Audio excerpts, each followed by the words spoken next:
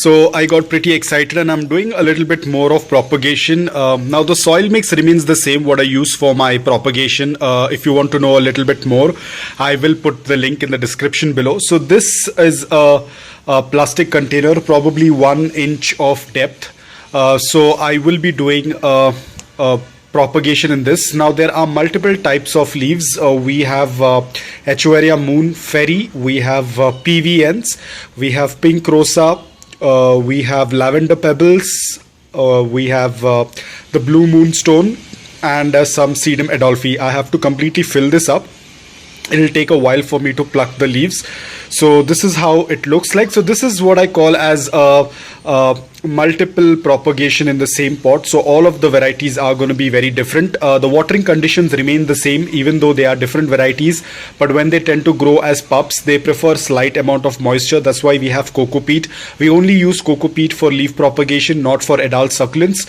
So because they all have the same growing conditions when they start from the leaf, so we can use multiple different types of succulents.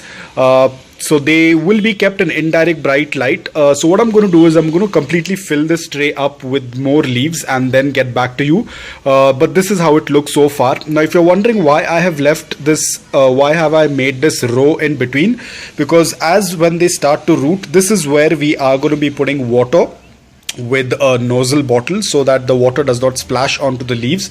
Bottom watering tends to work out really well, but this is a very big container, so I won't be able to do a bottom watering in this. Ideally bottom watering tends to work out really well for leaf propagation, but this is going to be slightly difficult because I do not have a larger container than this for this to immerse into that large container. So this is the biggest container I have, so I'll have to do top watering very carefully. Like I'll have to take it very close and water it. That's why I have left this row in between for the water to come in contact, but not now. As in when they start to root, when I'm going to do my first watering, I will definitely make a video on it. As of now, they are still yet to callus, so that's why they have kept on the dry soil.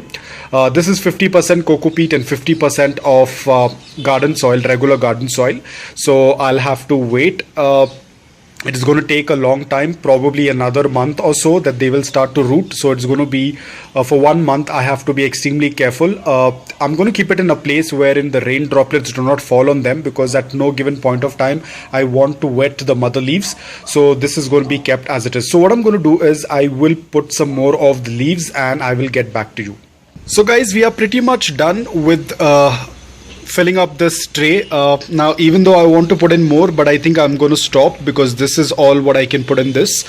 So now all we have to do is just wait, and I'm pretty excited for them to root and start putting out pups, but that is going to be a very long journey. Most probably I will not be doing anything apart from just watering once the roots appear. I won't be doing anything to this container for another 1 to 1.5 years, because that's how long it's going to take for them to start growing up and showing like they are decent size of succulents. So it is a very long process. Fingers crossed. I hope all of them propagate, but probably 95% of them might propagate, few of them might not, but again it completely depends on the leaves. So fingers crossed. I hope that they all propagate. Hopefully more than 95% should propagate. That's what my speculation is, but we will get to know only by the time they start putting out the roots and the pups. A few of them will start putting out pups much faster. Some of them are going to take a little bit of time. So this is all about it. All we have to do is just wait, no watering until then. Never cover this up with plastic. It has to be open, because if you're going to cover it with plastic, it will suffocate the leaves even though they do not have roots. If you're going to put a plastic on this, it will start to suffocate them. They will start turning mushy. So it has to be open. There has to be a good amount of air circulation, no water at all, no moisture at all, until they start to root. So all we have to do is just wait. Again, of course, I'm going to keep you guys updated as and when things start to progress, but so far this is how the propagation tray tends to look like.